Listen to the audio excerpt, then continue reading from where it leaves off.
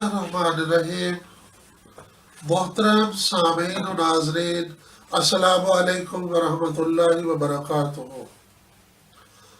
ہمارے آج کے درس قرآن کریم کا موضوع ہے سورہ الحمد۔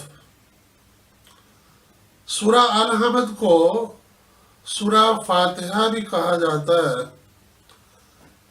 اسے سبع من المثانی بھی کہا گیا، یعنی وہ 7 آیتیں، یہ 7 مضامین جو قرآن میں بار بار دہرائے گئے۔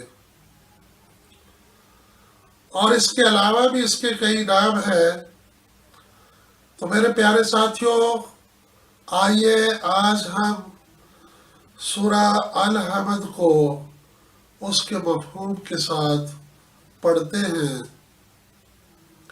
بسم اللہ الرحمن الرحیم، اللہ کے نام کے ساتھ جو رحمان ہے، رحیم ہے۔ یہ اس کی 2 صفات ہیں جن کے تحت وہ اپنی مخلوقات کو پالتا ہے، نعمتیں دیتا ہے، رزق عطا کرتا ہے۔ صفت رحمانی کے تحت اپنی مخلوقات کو بغیر محنت، بغیر قیمت، بغیر کسی مشقت کے نعمتیں عطا کرتا ہے، اور رحیم کے معنی محنت کے بدلے میں نعمتیں عطا کرنے والا۔ تو اس جملہ کا مفہوم یہ ہوا کہ اللہ کے نام کے ساتھ اس کتاب کا آغاز کیا جاتا ہے، جس کے 2 اہم صفات تو اس کی بہت سی ہے، جس کی 2 اہم صفات رحمان اور رحیم کے تحت اس کی مخلوقات کو اس کی نعمتیں مل رہی ہیں۔ اگر آپ بسم اللہ الرحمن الرحیم کی مزید تشریح چاہیں تو اس کے لیے الگ سے ویڈیو موجود ہے، جس میں بہت زیادہ تفصیل کے ساتھ اس کا مفہوم بیان کیا گیا ہے۔ اس کا عنوان بسم اللہ الرحمن الرحیم ہی ہے۔ ہم آگے چلتے ہیں۔ الحمدللہ رب العالمین، ساری تعریف اللہ کی ہے جو سب جہانوں کا رب ہے۔ حمد کہتے ہیں تعریف کو، اور لگانے سے معنی ہوتے ہیں ساری کی ساری، تمام، سب کی سب، یا پھر یہ کسی چیز کو خاص کرنے کے لیے، عام کو خاص بنانے کے لیے الف لام آتا ہے۔ تو یہاں اس سے مراد الحمد سے یہ ہے کہ ساری کی ساری تعریف للہ، اللہ کے لیے ہے، اللہ کی ہے، رب العالمین، اس لیے کہ وہ رب العالمین ہے، وہ سارے جہانوں کا رب ہے، سارے جہانوں کا پالنے والا ہے، سارے جہانوں کی ربوبیت کرنے والا ہے۔ ربوبیت کیا ہوتی ہے؟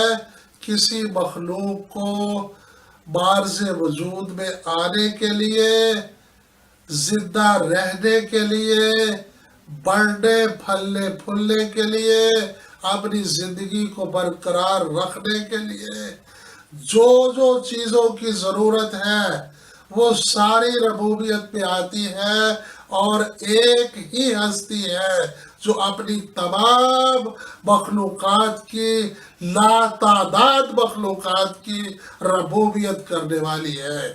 اس نے سامان ربوبیت سب کے لیے پیدا کیا ہے، جیسا کہ قرآن کریم میں بار بار اعلان ہوا ہے، اور اس آیت میں بھی اعلان ہے، الحمدللہ رب العالمین، اللہ قابل تعریف ہے، ساری کی ساری تعریف اس کی ہے، اس لیے کہ وہ تمام جہانوں کا رب ہے۔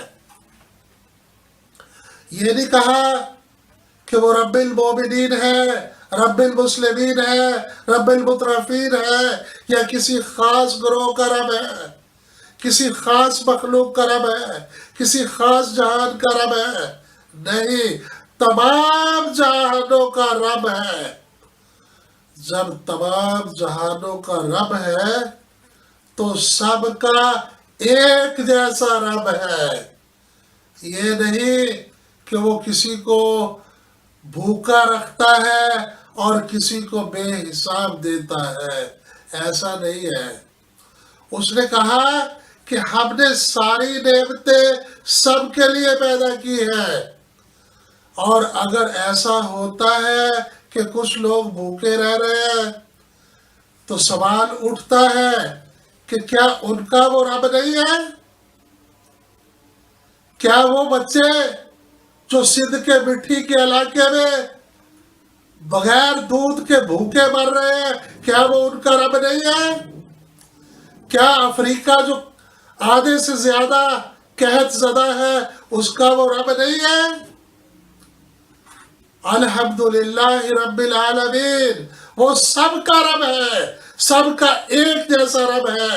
ایسا نہیں ہے کہ وہ کسی مخلوق کا تھوڑا رب ہے اور کسی کا زیادہ رب ہے۔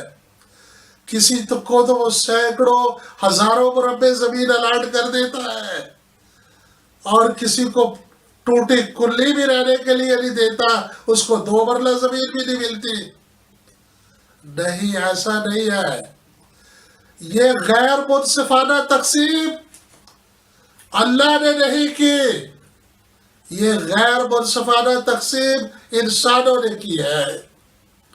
اور اللہ کے سارے نبی، آخری نبی محمد رسول اللہ صلی اللہ علیہ وسلم تک اس غاصبانہ قبضہ کو توڑوا کر محروم طبقات کو، وہ طبقات جن کو کمزور کر دیا گیا تھا، ان کو برابر کی نعمتیں بانٹنے کے لیے آئے۔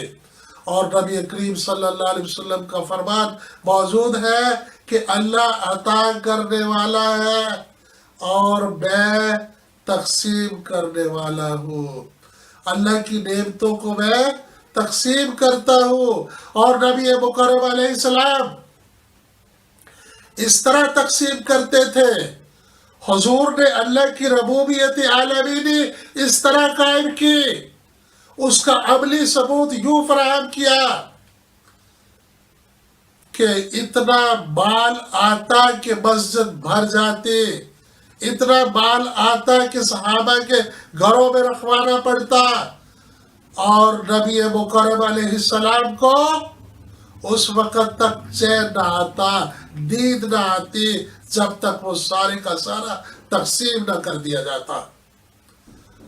اور تقسیم یہ نہیں ہوتی کہ کسی کو تھوڑا کسی کو زیادہ، تقسیم برابر تقسیم کرنے کو کہتے ہیں۔ مثال اس کی 15 کا حصہ اگر پوچھا جائے کیا 4 پر تقسیم ہو سکتا ہے تو جواب آئے گا نہیں ہو سکتا۔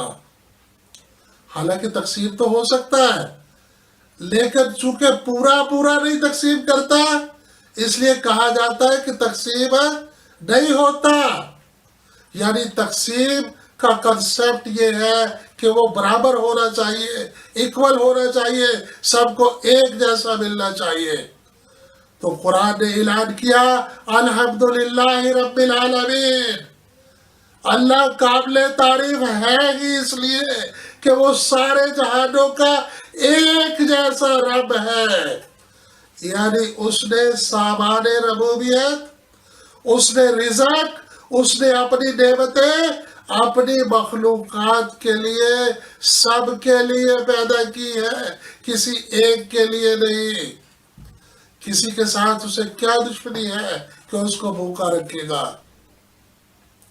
چنانچہ اسی بات کو سیدنا علی المرتضیٰ رضی اللہ تعالیٰ عنہ اس طرح بیان کرتے ہیں، فرمایا کہ جب دیکھو معاشرے میں 2 طبقات ہیں، ایک امیر ہے دوسرے غریب ہے، تو جان لو کہ غریبوں کے حصے کا رزق امیروں نے سمیٹ لیا ہے، امیروں نے غاصبانہ قبضہ کر لیا ہے، وہ سانپ بن کر بیٹھ گئے ہیں۔ اور انبیاء کی تعلیم جیسا کہ ہم دیکھ رہے ہیں محمد رسول اللہ علیہ السلام کی تعلیم کی ابتدا ہی یہاں سے ہوتی ہے کہ اللہ سب کا رب ہے، اللہ سب کا ایک جیسا رب ہے۔ اس نے سامان ربوبیت، پرورش کا سامان، اس نے رزق سب کے لیے ایک جیسا پیدا کیا ہے، اور فرمایا اللہ دیتا ہے اور میں بانٹتا ہوں، میں تقسیم کرتا ہوں۔ اور کون نہیں جانتا کہ نبی مکرم علیہ السلام راتوں کو جاگ جاگ کر بانٹا کرتے تھے، حضور کو نیند نہیں آتی جب تک سارا مال بانٹ نہیں دیا جاتا، لوگوں کے گھروں میں پتہ کر کر کے کہ کس کو کس چیز کی ضرورت ہے۔